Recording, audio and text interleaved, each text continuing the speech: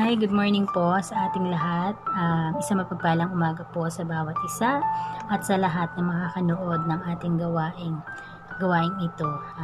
Kamusta po ang lahat? Nawa tayo po ay nasa mabuting kalagayan, even though until now ay nasa pandemic pa rin tayo. Maraming nakakaranas ng iba't ibang problema, iba't ibang pagsubok. But we know that the Lord is always there. Hindi niya tayo iwanan at pababayaan. Ngayon po, bago po tayo magpatuloy sa ating gawain, tayo po'y manalangin muna. Tayo po'y dumulog sa presensya ng ating Panginoon. Iyuko po natin ang ating mga ulo.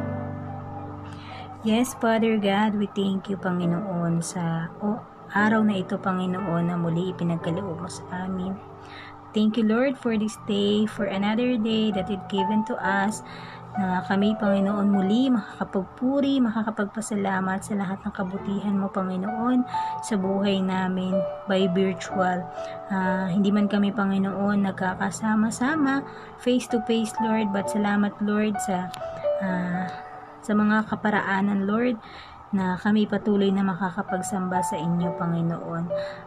Salamat po, Lord, sa patuloy, Panginoon, na nagpapagamit na para sa iyong gawain, Panginoon. Patuloy mong pagpalain, Panginoon, ng mga praise and worship team, lalong-lalo na, Panginoon, ng mga multimedia, Lord, na patuloy na nag-aayos, Panginoon, upang maibigay, Panginoon, ang magandang gawain every Sunday. At lalong-lalo na, Panginoon, sa mga pastors na patuloy na nagpapagamit, Panginoon, ng kanilang buhay upang maihayag, Panginoon, ang iyong salita para sa amin, Lord God. Patuloy niyo po silang pagpalain at patuloy mo pa silang, Panginoon, patuloy niyo pong pag-igtingin, Panginoon, ang mga puso nila sa kanilang mga ginagawa sa araw-araw, Lord God. At sa aming simbahan, Lord, kayo, Panginoon, ang mag-provide, Panginoon, ng aming magiging simbahan, Panginoon.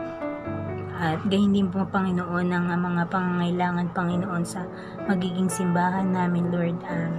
Kayo, Panginoon, ang siyang patuloy na manguna sa mga gawain ng Lighthouse Fellowship. Kayo patuloy, Panginoon, na manguna sa mga puso ng bawat membro, sa lahat ng mga members, leaders, and pastors, Lord God. Ang patuloy na pagkakaisa ay sumainyo, Panginoon, upang maigawa namin, Panginoon, ang mga dapat, Panginoon, para sa iyong simbahan, Lord God. At we know, Lord, na marami mga pagsubok, ang lahat ng nakakaranas, Panginoon, ng mga kakulangan financially, Lord, kayo, Panginoon, ang patuloy na mag-provide, Panginoon, kanilang mga pangangailangan. Sa lahat din po, Panginoon, na nakakaranas ng sakit, Panginoon, ay kayo, Panginoon, ang magbuhos ng kagalingan sa bawat isa, Panginoon, nang nakakaranas ng sakit, Panginoon, sa mga oras na ito, Lord. Inilalapit po namin sila sa inyo, Panginoon. Ang kagalingan na nanggagaling sa inyo, Panginoon, ay ibuhos niyo po sa bawat isa nangangailangan ng inyong kagalingan, Lord God.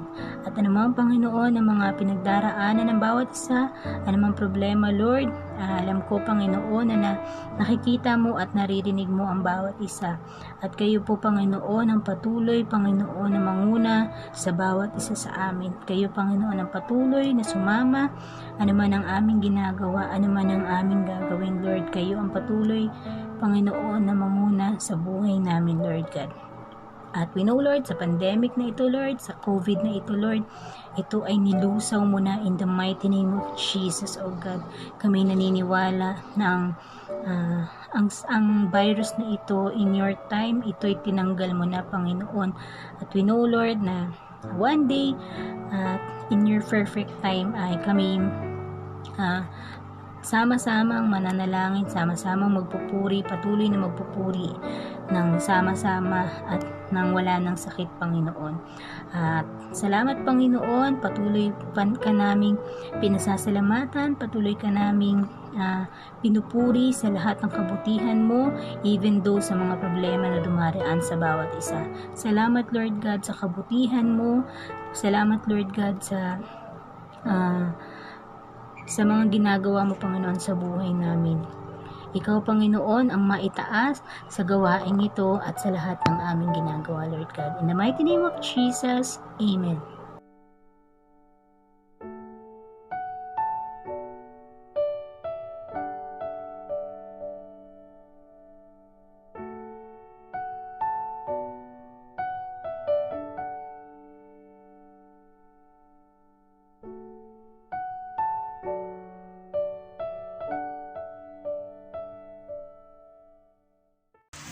day, Lifers! Welcome to our online Sunday celebration here in Lighthouse International Fellowship.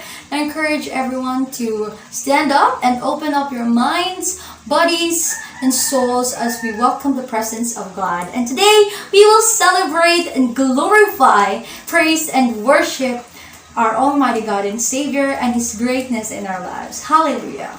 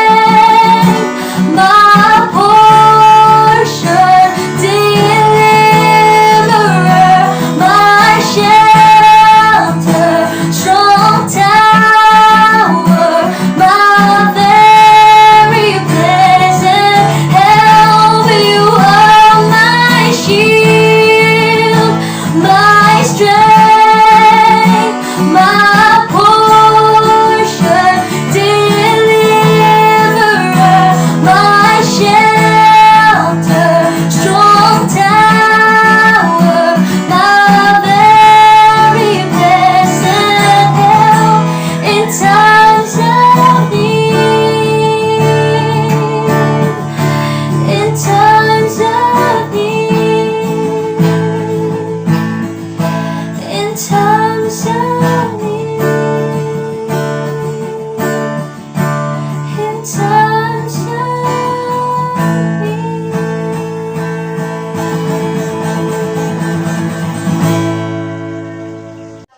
isa mapagpalang linggo po sa atin lahat mga kapatid. Welcome po sa ating online celebration ng Lighthouse International Fellowship. Isa pa po ako po si Pastor Mark at welcome po kayo sa ating gawain through online. At umaasa po ako sa mga oras na ito ay kayo po ay okay sa inyong mga tahanan at talagang nakaprepare po yung ating heart, yung ating isipan para makinig ng salita ng Panginoon. At yan, kung ikaw ay nanonood ngayon, at kung sino man yung nasa bahay, pwede yung yayain mo naman, umupo ka naman dito at makinig ka naman ng salita ng Panginoon dahil sa mga sitwasyon natin ngayon, napakahalaga po na tayo po ay merong salita ng Diyos na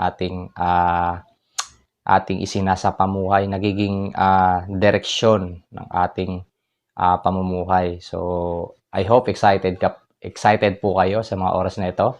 At kung hindi po kayo excited, may mga oras pa po kayo na i-excite yung sarili nyo sa salita ng Panginoon. So, dahil napakalaga po na meron po tayong tawag nito, pundasyon sa ating buhay at kung saan magdadirect ng ating tamang pamumuhay, mga desisyon at kung alin pa man na para sa ikakaayos po ng ating pamumuhay sa araw-araw. At yun po, tuloy-tuloy po tayo sa ating pinag-uusapan. So ito po ay series, di ba? Ito po ay Songs of Life na tinitingnan po natin yung life ni David na bakit nga ba niya sinusulat ang mga ito at bakit niya ine-express. So medyo bago tayo po dumirect sa ating panibagong topic today is balikan lang po natin yung last time na pinag-usapan po natin. Ito po yung in times of failure, di ba? So ito po ay ating inuulit-ulit kahit sa midweek. So napakalaga po kasi na alam po natin kung ano nga ba yung struggle, di ba? Ano nga ba yung failure ni David. So last time pinag-usapan po natin yun, kung natatandaan nyo po, in times of failure, di ba? Ito po yung buhay ni David nung time po na siya ay nag-commit ng sin, di ba? Then, sa kabila ng mga kasalanan niya, and nakita niya kung sino si Lord sa buhay niya, na our God is merciful God, and our God is loving God, and also our God is compassionate God. So, yun yung tatlong bagay na si Lord hindi lang, lagi siyang may mercy. His mercy is always available. And yung love niya is constant and consistent sa atin. At si Lord ay hindi kanya matitiis dahil hindi ka lang niya kakawaan. And He will do something sa buhay mo. Kung ano man yung failure mo sa buhay. Na lalo na nakagawa tayong mga against sa kanyang kalooban. So, yun po yung ating pinag-usapan. I hope na natuto po tayo last time. At ngayon po, same book pa rin tayo sa Book of Psalms. So, ito po ay buhay pa rin ni David. So, ito po ay Songs of Life na title po natin is When You Are Treated Unfairly.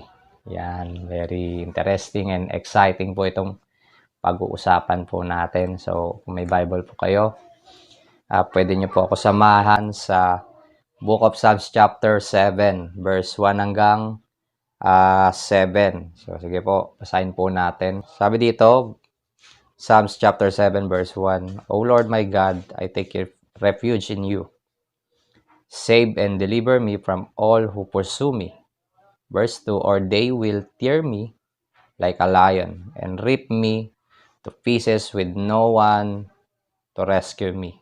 Verse 3, O Lord my God, if I have done this and there is guilt on my hands, if I have done evil to him who is at peace with me, or without cause have robbed my foe, then let my enemy pursue me and overtake me. Let him trample my life to the ground and make me sleep in the dust. Verse 6, Arise, O Lord, and your anger rise up against the rage of my enemies. Awake, my God, decree justice. Verse 7. Let the assembled peoples gathered around you rule over them from on high. And continue na po natin hanggang verse 9. Let the Lord judge the peoples. Judge me, O Lord, according to my righteousness, according to my integrity, O Most High. O righteous God, who searches minds and hearts, bring to an end the violence of the wicked and make the righteous secure. So, ayun po. At mag-jump po tayo sa 1 Samuel chapter 24, verse 1 hanggang 7. So, basahin po natin. After Saul returned from pursuing the Philistines, he was told David is in the desert of En-Gedi. So, Saul took 3,000 chosen men from all Israel and set out to look for David and his men near the crags of the wild goats. Verse 3, he came to sheep pens along the way. A cave was there, and Saul went it to relieve himself. David and his men were far back in the cave. The men said, "This is the day the Lord spoke of when he said to you, I will give your enemy into your hands for you to deal with as you wish."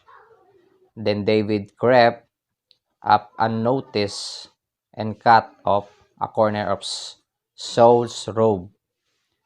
Afterwards, David was conscience-stricken for having cut off a corner of his robe. Verse 6, he said to his men, The Lord forbid that I should do such a thing to my master, the Lord's anointed, or lift my hand against him, for he is the one anointed of the Lord. Last verse 7. With these words, David rebuked his men and did not allow them to attack Saul, and Saul left the cave and went his way. So let us pray for the word of God. Lord, we thank you for your word na nabasa po namin, Lord. As we look at the life of David, Lord, na makita po namin kung ano nga ba yung mga ginawa mo, Lord, sa kanyang buhay, at ano nga ba yung mga responses ni David na one time na naka-experience siya ng untreated na kanyang nararanasan, Panginoon, na hindi po trinatrato siya ng maayos sa kabila ng kanyang mga magagandang ginawa po sa kamay ni Saul. Lord, dinadalangin po namin sa mga oras na ito na sa mga kwentong ito, Lord, ay kami po ay meron pong matututunan, at sa mga kata ni David sa Book of Psalms, so Lord, lubusan po naming maunawaan, Panginoon, na bakit nga ba niya ito isinulat at bakit nga niya ba ito ginawa, Lord. At naniniwala po kami na kami po ay may mapupulot, O Lord, na aral at magiging isa sa mga magiging dahilan ng tamang pamumuhay namin. Lord, salamat po sa mga oras na ito. Let your spirit move in our midst, in Jesus' name. Amen. So, ayun, very exciting po itong ating pag-uusapan. So, nung prayer meeting nga, medyo gusto ko na siya ikwento kay Ate Ninya. So, sabi ko, wag muna, baka ma-preach ko na sa'yo ng buo ito. So, I'm so excited po sa aking isi-share po ngayon. So, ito po ay buhay ni David, na title po natin, When You Are Treated Unfairly. Ayan. So, once in a lifetime naman siguro, 'di ba? At least once sa buhay mo, nakaranas ka ng yung gumawa ka ng something na maganda or tama, but in return, 'di ba, yung parang bakit gumawa na ako ng mabuti tapos ganito pa yung naging resulta. Na yung tumulong ka na minsan, ang ending ikaw pa yung masama. Ang ending ikaw pa yung may kasalanan. Na-experience mo na ba yun? 'Di ba? Kung na-experience mo yun, medyo makaka-relate ka, at kung existing na nakakaranas ka ng ganun, na when you are treated unfairly, na hindi patas or injustice, 'di ba? Kung tawagin natin. So, yun dapat ita-title ko in times of injustice. So, but last time na title ko na siya kay Habakkuk. So, parang ganito rin po yung scenario doon, na in times of injustice po na nangyayari sa life ni David. And now po, we're looking to the life of David. Ito po yung ating pag-uusapan. And it's all about worship. 'Di ba? Ang tanong kasi, bakit nga ba 'to sinusulat ni David, 'di ba?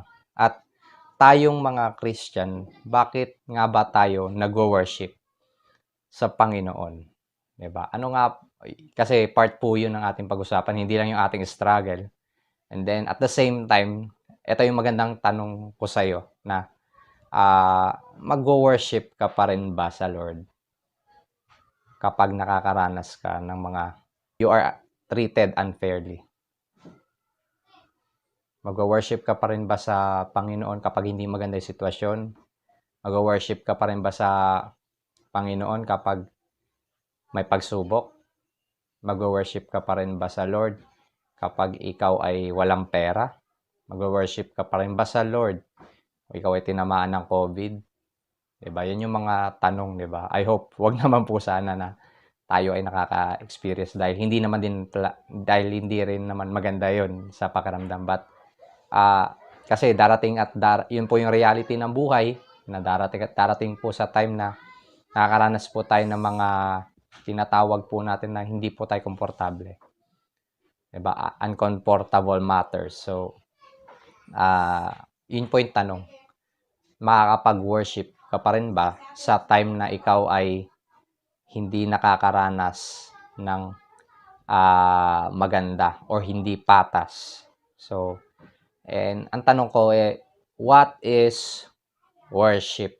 Ayan. So, ito ay more than, worship is more than a song, di ba? So, hindi lang siya patungkol sa pagtataas natin ng kamay, or yung ibang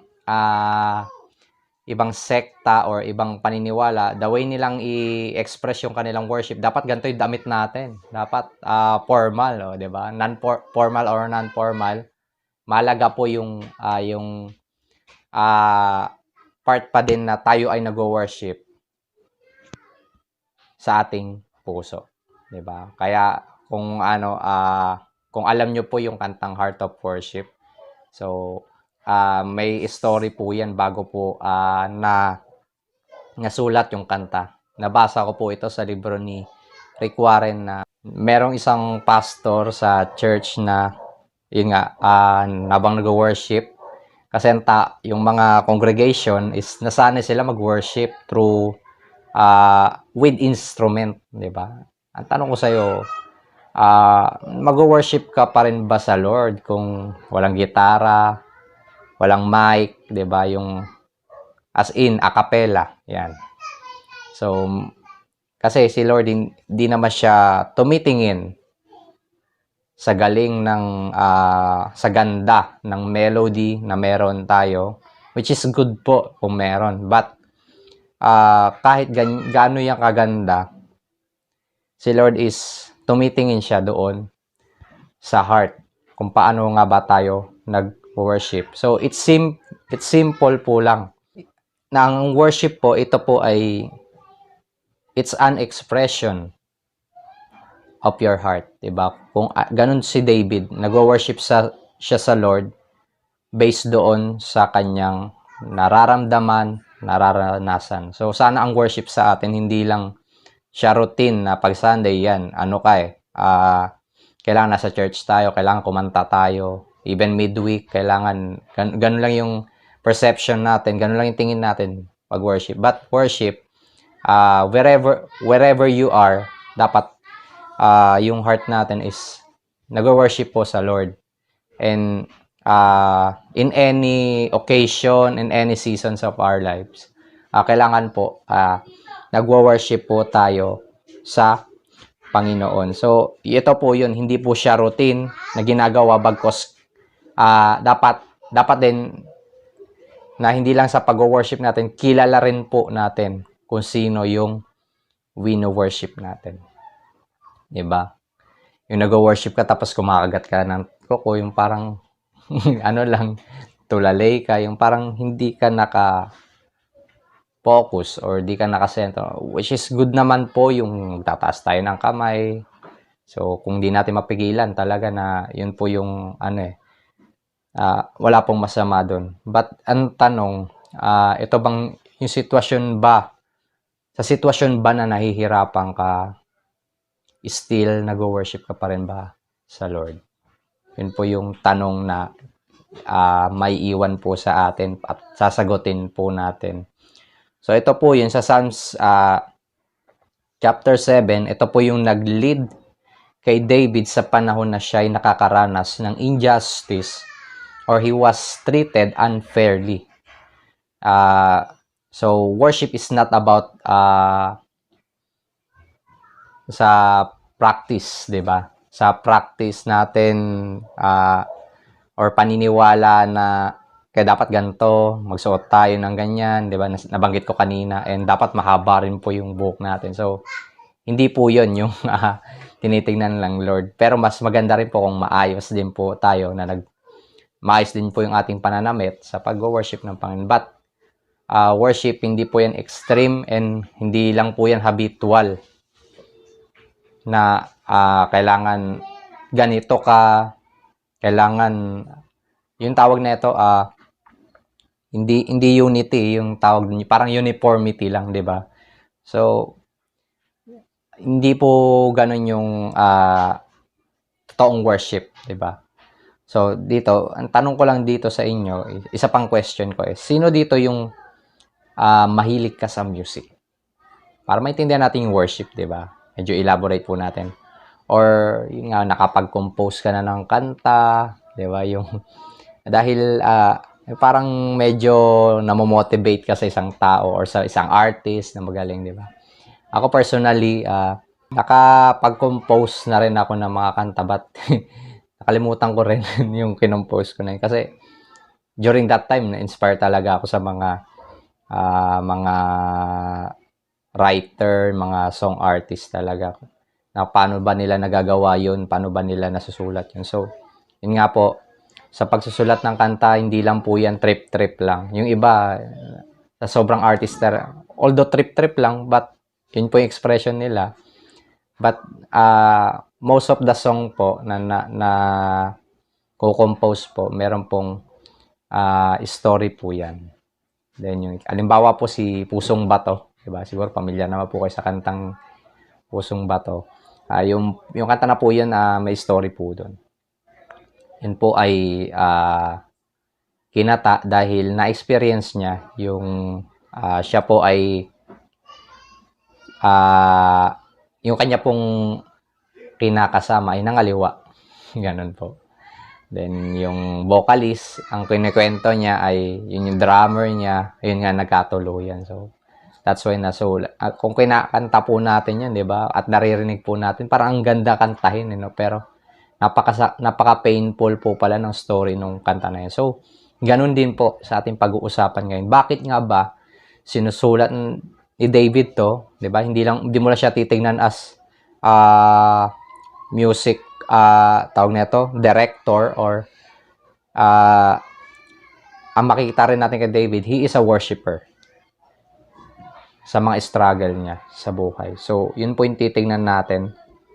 So, ito po yung background po kasi kung babasahin po natin yung from verse 1 hanggang 2, basahin po natin na, O Lord my God, I take refuge in you.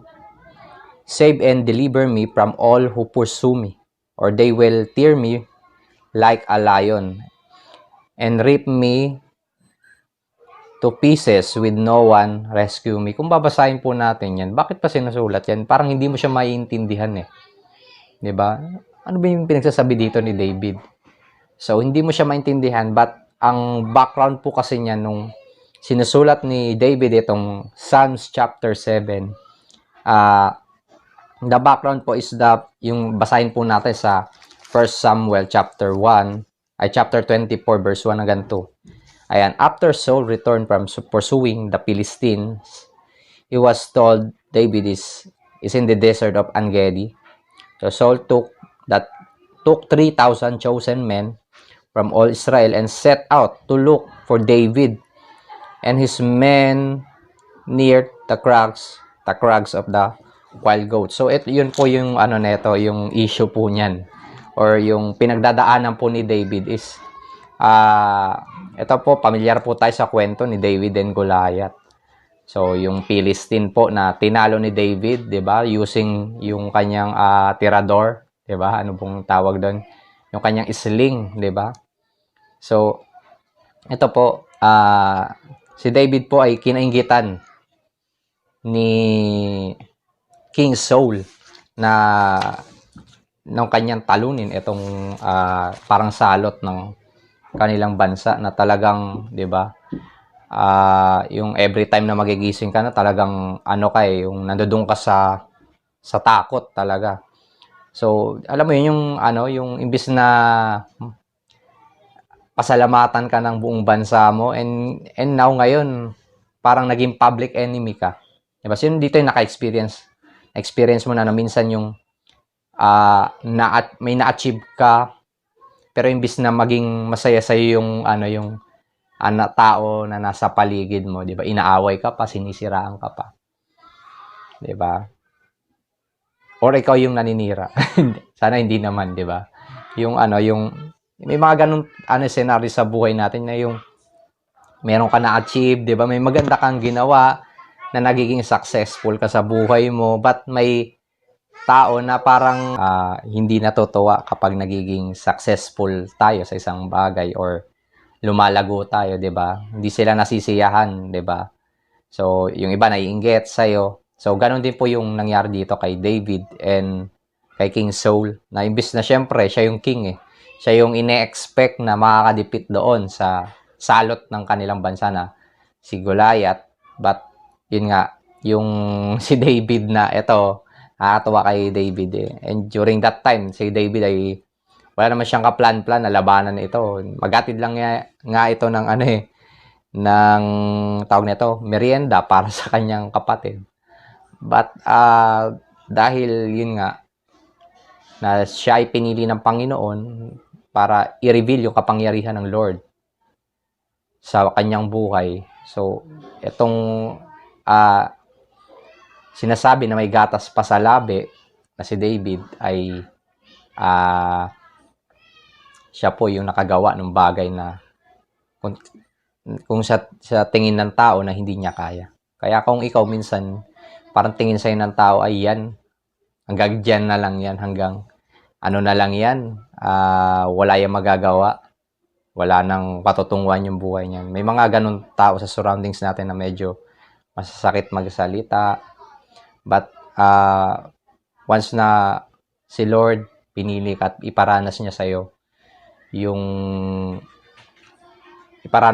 kanyang kapangyarihan, even yung mga tao sa surroundings mo magugulat na ito ka na pala at may na-achieve ka, may narating ka sa buhay. So hindi na po natin maiiwasan na meron po talagang ganun na mainggit. And then pero ang worst lang kasi dito sa scenario ni David and ni King Saul na gusto niya ipapatay si David. So biruin mo yun. Pagkatapos mong gumawa na mabuti sa bansa nyo at iligtas to sa ganong mga salot sa mga Philistines, then ikaw ngayon ay magtatago-tago ka, hinahabol ka, 'di ba?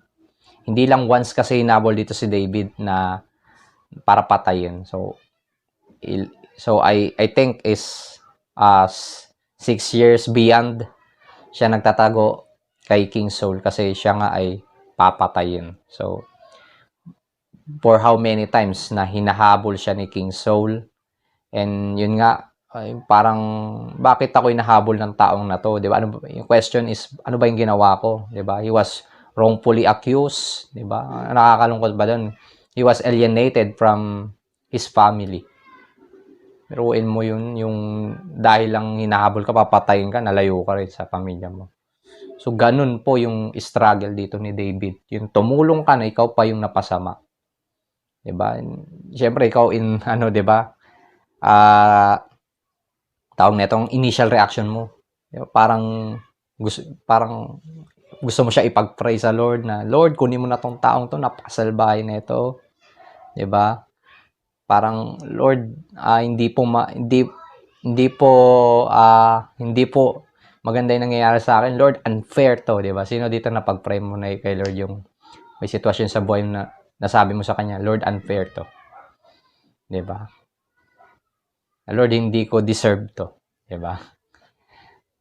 So, siguro napag-pray mo naman na 'yun, 'di ba? Kung normal ka lang na tao, 'di ba? Napag-pray mo na 'yan. Ay yung nakakaranas ka ng unacceptable na mga sitwasyon, parang hindi mo matanggap. So, napakalaga na dapat kilala mo rin yung wino worship mo. And sino nga ba si Lord sa life ni David dito? So, makita po natin in verse 8, basahin po natin, let the Lord judge the people, judge me, O Lord, according to my righteousness. Si Lord po ay He is a righteous judge. So, yun po yung titignan natin na yun nga po na minsan sa buhay natin nakakaranas tayo ng parang hindi natin matanggap at bakit tayo ginaganito. Parang hindi naman natin deserve na to. So, alam nyo yun, yung mundo kasi natin is kapag may ganito sitwasyon, ganito yung sistema and ganito yung tinuturo sa atin is about revenge, 'di ba? Ba sinaktan mo ako, ba't sasaktan din kita? 'Di ba? Yung parang ganun yung magiging response natin. And yun po, ang ating first point is, number 1 po is, guard your heart and don't get even. Our first point is, guard your heart and don't get even. So, kung mababasa po natin dito sa 1 Samuel chapter 3, 1 Samuel chapter 24 verse 3, sabi po dito, he came to the sheep pens along the way. A cave was there and Saul went to relieve himself. David and his men were far back in the cave. Verse 4, the men said, this is the day the Lord spoke of when he said to you, I will give your enemy into your hands for you to deal with as you wish. Then David crept up unnoticed and cut off a corner of Saul's robe. So ito po ay bago pa mangyari yung scenario na to, binanggit na to ng Diyos sa kanya. Yung sinabi ng Lord na ibibigay ko sa mga kamay mo ang iyong kaaway. Ito po yung tanong. Kung bibigyan ka ng pagkakataon na Diyos na makagante doon sa kaaway mo or gumawa ng dahilan kung bakit ka nahihirapan, ano ba yung gagawin mo? What would you do to him or to her? So, ano ba yung gagawin mo? Yun po yung first point natin is guard your heart and don't get even. Kasi po, yun nga po ay makikita po natin dito, David has opportunity to get even sa kanyang kaaway na si Saul. 'Di ba? Nasa likod niya na eh. 'Di ba? Alam mo yun yung sa pagkarami-raming cave na pagtataguan ni David dahil inaanap nga siya para patayin. Yung cave na napuntahan ni Saul, yun pa yung cave kung saan nagtatago si David. almost nandoon na yung opportunity para patayin niya, saksakin niya, or anything na gagawin niya para makapag-revenge siya. Kasi ito lang naman di ba? Alam mo yun, yung harap-harapan nakikita mo yung kaaway mo na pwede mo nang patayin, di ba? Yung may isip mo yung pinagagawa, yung pinagsiraan ka sa pamilya mo, sa bansa nyo, tapos papatayin ka, di ba? Ano kayo mararamdaman mo, di ba? Kung ikukumpara mo doon sa nararanasan ni David, sa struggle niya. Itong taong to, pinagsiraan ako, kung ano yung pinagsasabi sa akin, di ba? Pero napakaganda lang nung attitude ni David na habang nakikita niya yon, hindi niya nilagay yung revenge or yung vindication doon sa kanyang mga kamay. And alam mo yung hinahunting ka, 'di ba? Yung ilang taon ka nagtago, nahiwalay ka sa pamilya mo. Ganun po yung naranasan niya.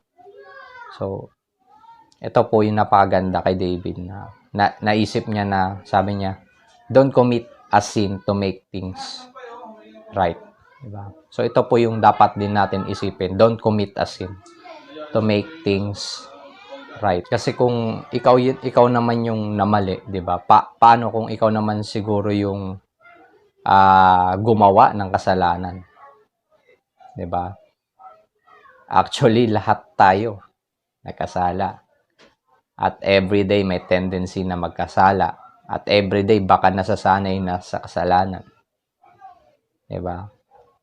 So, yun po kasi yung ito yung ayaw natin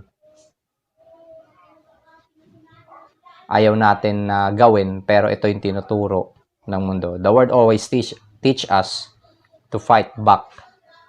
Gumanti ka, yung matitinding kalaban po natin, yung mundo at itong flesh, 'di ba? So ito po kasi yung tinuturo ng yung ng mundo sa atin, yung about sa vindication, 'di ba? Yung physical retaliation, 'di ba? Sinaktan mo ako, sasaktan din kita. 'Di ba? Nakikita po natin sa mga pelikulang Pilipino. Alam mo yung gantihan, alam mo yun, yung bata siya, inape, tapos nung lumaki, 'di ba? Yung nakita niya, yung naalala niya yung pinagagawa sa kanya, kung ano yung ginawa sa pamilya niya nung lumaki siya, yumaman, tapos 'di ba? Sinasabi niya sa sarili niya nung bata pa siya, balang araw, 'di ba? Tapos sa English niyon, bullet son, 'di ba? So, yun sa English, balang araw, bullet son. So, I'm just kidding, but yun nga po yung tinuturo sa atin, physical retaliation. Sinaktan mo ako, bakit hindi kita sasaktan? Ba't di kita gagantihan? 'Di ba? Parang yung kasabihan na, I'm gonna give you the taste of your own medicine. 'Di ba? Kailangan papatikim ko sa iyo kung ano yung ginawa mo sa akin. Sinaktan mo ko, sasaktan din kita. Hindi lang po yung physical retaliation, but verbal retaliation. 'Di ba? Yung hindi ka naman confrontational na tao, but you talk behind. 'Di ba? Yung magaling ka magaling ka sa chismis. 'Di ba? Para pagsiraan yung yung tao, pero pag yukarap mo yung tao, kala mo bait-bait, 'di ba? Yung verbal po 'yan, yung chismis, yung gossiping po. That is verbal retaliation. So, yun nga po, dapat hindi po tayo gagante. Hindi po natin ilalagay yung batas sa ating mga kamay, 'di ba? So, alam mo yun, yung ito David was close enough para gawan niya ng masama. Para gantihan niya yung ginawa sa kanya ni Saul. Kung ikaw ba may kagalit ka, 'di ba? Lagi mong isaalang-alang siguro itong senaryong ito na binigyan siya ng Panginoon ng karapatan Yun pala minsan binibigyan tayo ng pagkakataon ng Lord na maging judge. 'Di ba? But ikaw, ano yung isa sa isip mo kapag binigyan ka ng pagkakataon na yan? yung sarili mong kapamaraanan para makaganti, or iisipin mo yung kalooban ng Panginoon sa pagganti.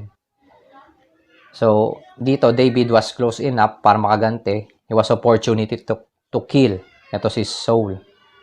But sabi dito, itong kagandahan sa attitude ni David. Basahin po natin sa Samuel verse 6. Chapter 24 verse 6. Basahin po natin. Sabi dito ni David, he said to his men, "The Lord forbid that I should do such a thing to my master, the Lord's anointed, or lift my hand against him, for he is anointed of the Lord." Diba? Ito yung kagandahan kay David, na hindi siya nakabase sa emotion niya. But he was thinking, ano nga ba yung Lord? Ano ba yung will nga ba ng Lord? Ano nga ba yung kalooban ng Lord? He was thinking na itong pinaiinisan natin, yung mga leader natin, yung pastor natin, minsan nakakainis yung mga yan. Diba? Kayo, siguro naiinis din kayo sa akin. Diba? Or yung mga leader natin, or nasasakupan natin. As long as na yan po ay anointed ng Lord, kahit masama ang ginagawa niya. Nakita po natin dito. Si Saul po, anointed po siya ng Panginoon. But yun nga lang, papatayin niya si David. But si David, grabe yung kanyang submission. Grabe yung kanyang respeto sa itinalaga ng Panginoon. Makita mo na sinabi niya, hindi ko gagalawin yung inanoint ng Panginoon. Ganun yung mindset ng Panginoon, no? Yung mindset ni David. So, nakaka-amaze po yung ganung karunungan. "I'm gonna touch the Lord's anointed," David said to his men. So, ito pa na dito kasi sa pagdating sa trouble, minsan, hindi lang ikaw yung, yung tawag na ito. Hindi lang ikaw yung involved sa isang trouble, di ba? And you are also sometimes sa isang trouble, yan nga po. Hindi man tayo yung involved, but tayo minsan yung working behind sa trouble. Alam mo yun, yung we instigate people, di ba? Tayo minsan yung nanggagatong. Na alam mo, si ganito, si ganyan. Oh. Tapos, pag yung maghahanap ka nung kagaya mo, oo, dadagdagan niya pa yung, yung sasabihin, oo nga, ganyan, di ba? Parang nagkakaroon kayo ng self-pity party. Yun, sometimes we instigate people. Yung hindi tayo involved, but tayo yung working behind. Tayo yung minsan yung nakakadagdag sa gulo, tayo yung nagpapagulo. Imbes na tayo po yung peacemaker, tayo po yung nasa gitna para maayos yung isang trouble, 'di ba? Minsan tayo rin po yung, 'di ba? Kasi dito sa senaryong ito, hindi lang si David yung may nararamdaman. Meron po siyang mga men na kasama, yung kanyang mga tauhan na ginagatungan siya na birahin na ba natin yan? Gantihan na ba natin yan? Ganun po yung sinasabi sa kanya ng kanyang mga tauhan. So, kung ikaw si David, 'di ba? Bibigay ka ba doon sa mga chuchu na yun, sa mga chismosa na yun, sa mga kanong sinasabi sa iyo na para tawag nito yung nagbibigay sa iyo ng fire para magalit ka? Or iisipin mo, ano nga ba yung gusto ng Lord? So, nanaig pa rin kay David yung kanyang yung word ng Panginoon. Nanaig pa rin kay David kung ano yung kalooban ng Lord sa kanya. Pero siguro ang napakagandahan lang dito kay David, talaga meron siyang he is willing to forgive. Kasi kung walang forgiveness sa kanyang puso, baka napatay niya na si King Saul. So, ganun po yung response ni David, na even yung minsan yung tao na kala mo makakatulong sa'yo, kaya mag-ingat-ingat ka sa kinakaibigan mo, sa mga taong nag-a-advise sa'yo. Kung sila ba ay nakakatulong sa'yo or baka napapasama ka lalo. Diba? Ang kagandahan dito kay David, yung kanyang kaibigan na si Nathan, 'di ba? Last time pinag-usapan natin yung si Nathan na talagang nire-rebuke siya. Pinare-realize sa kanya yung kanyang mali. Kaya nga po sa buhay Kristiyano, maganda po meron po tayong tinitreat na Nathan, na yung masasabihan natin na tama ba tong ginagawa ko? Yung kayang iparealize sa atin yung mali. Na yung hindi lahat nung nasa paligid natin ay puro na lang papuri, puro na lang yes, hindi na marunong mag-no. Last time sinabi ko, you are in a danger zone. Kapag yung tao ay puro yes na lang sa'yo. Baka kahit mali na yung ginagawa mo, yes sa'yo, at yung mali na yun dahil napapapurihan ka pa dun, lalo mo siyang ginagawa. At hindi ka na aware. Diba? Mahirap po maging bulag sa mga ganong papuri. Diba? So, yun po yung ating first point. So, balikan po natin. Our first point po ay guard your heart and don't get even. So, bantayan po ang puso at wag po tayong kumante. And second po, so, meron po tayong 2 points ngayon. And second po is trust God, He'll vindicate you. Trust God, He'll vindicate you. So, anong gusto mong mangyari, di ba? Kung titingnan mo to, yung kung ikaw talaga sa kalagayan ni David. So, ano yung gusto mong gawin ko, Lord, di ba? Yung pinagsiraan na ako, sinabihan na ako ng hindi magaganda, diba? But ito yung kaganda kay David eh. Kilala niya si Lord na as God. Yung God niya is righteous judge. He knows everything. He sees everything. Yes, hindi mo naman 100% talaga makukuha yung justice mo sa tao. Diba? Pwede kang tulungan, pero si Lord na righteous judge, He knows and He sees everything. Ito yung kagandahan kay David. Na siguro may forgiveness talaga sa kanyang puso. And he released this word. Sabi niya dito sa Psalms chapter 24 verse 12, sabi niya, basahin po natin. 1 Samuel 24 verse 12. Sabi niya dito, may the Lord judge between you and me, and may the Lord avenge the wrongs you have done to me, but my hands will not touch you. Ganda. Diba? Sinabi niya dito, may the Lord judge between you and me. Ipinagpasa Diyos niya na lang. Hindi kita gagantihan. Ang Diyos ko ang gaganti sa'yo. Nagkaroon ka na ba ng ganong kaisipan, ganong mindset?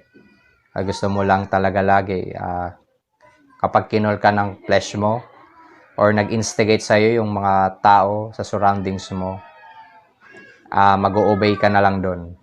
Diba? But si David, ito po yung dapat natin matutunan sa buhay ni David. May the Lord judge between you and me. So sometimes kasi ganito po eh. So kasi vindication po ganito. Vindication means make things right His way, 'di ba? So ganun po yung mindset na si Lord yung mag-vindicate sa akin kasi He is a righteous judge. He sees everything, He knows everything. So alam niya yung better para sa akin. Alam mo yun kasi pag alam mo yung mali na, may ginawa na sa'yo mali, pag ikaw pa yung gumante doon at nag-response ka rin ng mali, ginantian yung kanina sinasabi ko, yung physical retaliation or verbal retaliation. So, ayun, physical and verbal retaliation. So, vindication means make things right his way. So, ganun po yung inisip ni David na si Lord yung gagante para sa kanya. Kung gusto natin maging fair si Lord, He is also judging you. Diba? Na hindi lang, syempre, ang judge ni Lord yung nakagawa sa'yo ng masama. And ikaw rin. Tayong lahat. Even me. Lahat ay i-judge din ng Lord according sa kanyang ginawa. And David not praying and asking na ito yung vindication na Lord, yun, kunin mo na siya, patayin mo na siya. Diba? Na hindi niya pinag-pray, Lord, sana mapatay ito si King Saul ng mga Philistines, 'di ba? Maruin yung kingdom niya. Si David hindi siya nag-pray ng ganun. But sinabi lang ni David, may the Lord be judge between you and me. Yun po yung sinabi ni David sa Saul, kay King Saul. Ayan. May God vindicate me. Yun nga lang, minsan, yung vindication sometimes delay. Because sometimes kasi may dinidil sa heart natin si Lord. Alam mo, mahirap mag-forgive. Mahirap i-earn yung or maranasan yung vindication kapag meron ka pa ring unforgiveness. Meron ka pa rin dinadalang galit sa tao. So, naalala ko na naman yung senaryo ni Cherry Pie Picache and then yung kanyang tauhan na pumatay lang naman sa kanyang nanay. She was forgive him sa pagpatay. Yung tao na pumatay doon sa nanay niya, pinatawad niya at niyakap niya. So, na-inspire ako, grabe. Grabe yung kanyang, 'di ba? That is the vindication. Oo, nakulong yung tao. Pero kung galit ka pa rin, 'di ba? Parang, yes, maintindihan natin kung galit eh. Pero alam mo yun, yung wala na siyang dinadala kasi nakapag-forgive na siya eh. Kasi pag may unforgiveness, alam mo, bigat yun eh. Makikita mo laging tao, ano may raramdaman mo. Kapag makikita mo yung taong kinakainisan mo, 'di ba? How would you feel? 'Di ba? Pero siya, natanggap niya na yung nangyari. So, hindi ko po sinasabi na patawarin mo agad, but at least na hindi man natin ma-accept ngayon, but ini-aim natin na, Lord, itong burden sa akin, ayoko dalhin to hanggang sa mamatay ako.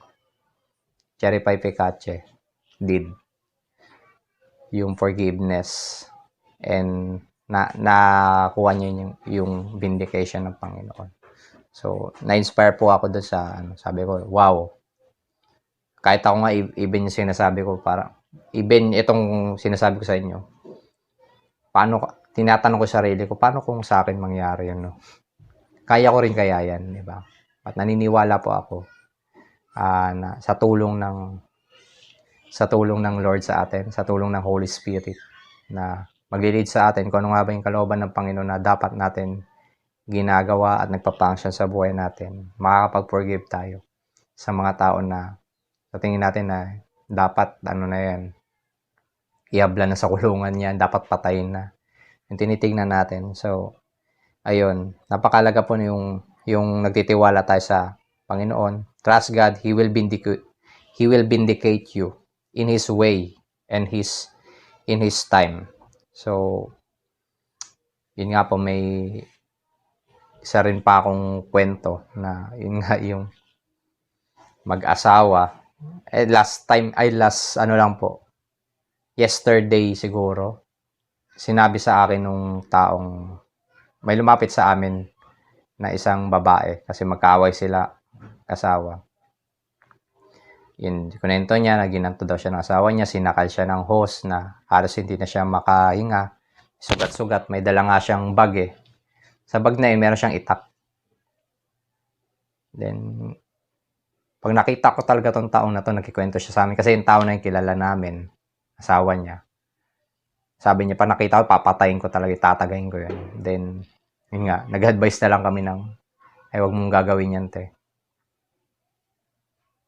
Ikaw yung magiging alanganin dyan pag napatay mo yan. So, yun nga eh. Pag sumikapan pa rin natin gamitin ang isip natin sa time na napupuno tayo ng galit. Subukan pa rin nating manalangin. Pagkalooban tayo ng Panginoon na bagamat sobrang sakit, sobrang hirap, na tayo ay matuto na mag-forgive,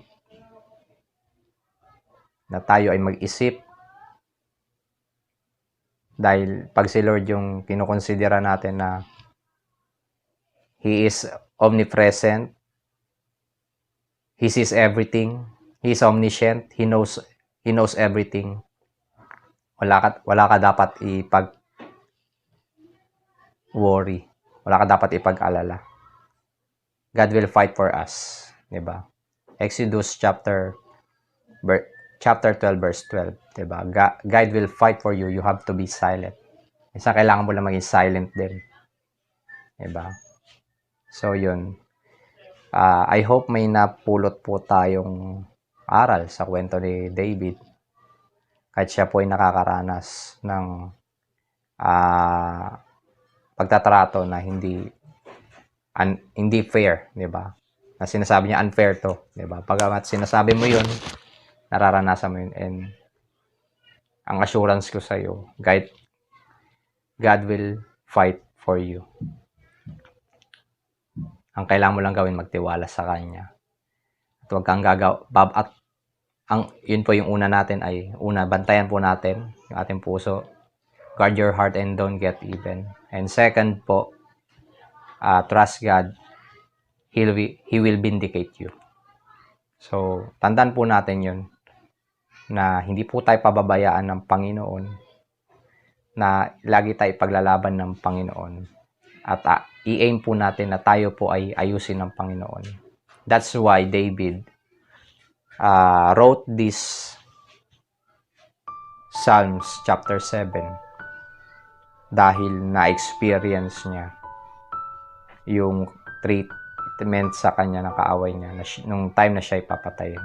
So, I hope di pa naman tayo maabot sa ganyan na may mga death threat na tayo, di ba? But kung si Lord, tinitingnan natin siya is a safe refuge, and siya po yung magpo-protect sa atin. Then magtiwala po tayo sa Kanya. Then yun po. At kung dumadating po sa time na meron kang yun nga, may unforgiveness pa rin sa'yo, or may mga tao na naka-hurt sa'yo, Lord, paano ba mag-forgive? Paano ba magpatawad? Then, sige po, gusto ko tayo panalangin sa mga oras na ito. Kung ikaw yung klase ng tao na may bigat, may galit, Lord, I pray for these people, Panginoon, this person, O Lord God, na may unforgiveness, na matagal niya nang dinadala, Lord. I pray with the conviction of your Holy Spirit na mangusap ka po sa kanya and do something sa kanyang situation, O Lord God, na siya po ay makapagpatawad, Panginoon, hindi man nang mabilisan, but meron pong progress, O Lord God, na habang nabubuhay ay hindi niya ito dadalhin, Panginoon, na bigat. Lord, katulad na sinabi mo sa amin, Panginoon, na kung gusto namin maranasan, Panginoon, yung forgiveness mo sa amin, dapat maging totoo din yung forgiveness na yun sa pagpapatawad namin sa ibang tao, Panginoon. Naniniwala po ako na nangusap ka po sa puso namin, at kami po ay tinutulungan mo, Panginoon, sa mga taong nakasakit sa amin na hindi namin matanggap, Panginoon, yung mga ginawa nila before. But I know, Lord, pinagagaling mo po yung mga puso, Panginoon, na nasugatan, at patuloy, Panginoon, na nakakaranas ng bigat, Panginoon, ay yung pinagagaan, Panginoon. Dahil sinabi mo po ito, Panginoon, na kayong mga nabibigat ang lubha, kayo ay lumapit sa akin, at pagpapahingayin ko kayo. Pasan ninyo ang aking pamatok. Lord, naniniwala po ako na ida-drive mo kami, Panginoon. Tuturuan niyo po kami paano magpatawad. Kayo po yung aming great teacher. Kayo po yung aming great mentor, O Lord God. I-drive niyo po kami sa maayos na pamumuhay na nakabase sa iyong kalooban. Salamat po, Panginoon. At itong tao na to na nagtitiwala sa iyo, Lord, ay tutulungan mo, Panginoon, at kikilos ka sa kanyang buhay. Yun. Amen. And also, kung bago ka sa ating video sa Lighthouse International Fellowship, you are welcome sa aming gawain. At kung gusto mong ikaw ay makapagpatawad din and maranasan yung mga favor ni Lord sa buhay mo at magkaroon ka ng confidence as a sons and daughter of God, sundan mo lang ako sa maikling panalangin ng pagtanggap, but ito ay i-take mo na seryosong bagay. So kaya repeat after me. Panginoong Diyos, Panginoong Jesus, lumalapit po ako sa inyo na may pagpapakumbaba. Humingi po ako ng kapatawaran sa aking mga kasalanan. Pakalinisin niyo po ako ng inyong banal na dugo at pakabanalin. Tinatanggap po kita sa trono ng aking puso, maging Panginoon at tagapagligtas ng aking buhay. Salamat po sa inyo at patuloy po kayo na kumilos sa aking buhay. Ito po yung aking dinadalangin sa pangalan ng Ama, ng Anak at Espiritu. Amen.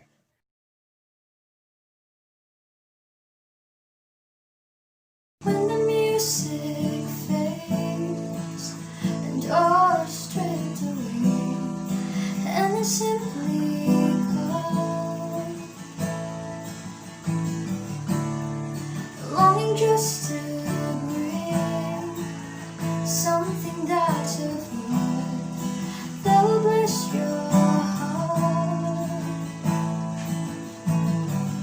I'll bring you more than a song, for a song in itself, it's not what you have required. You've searched much deeper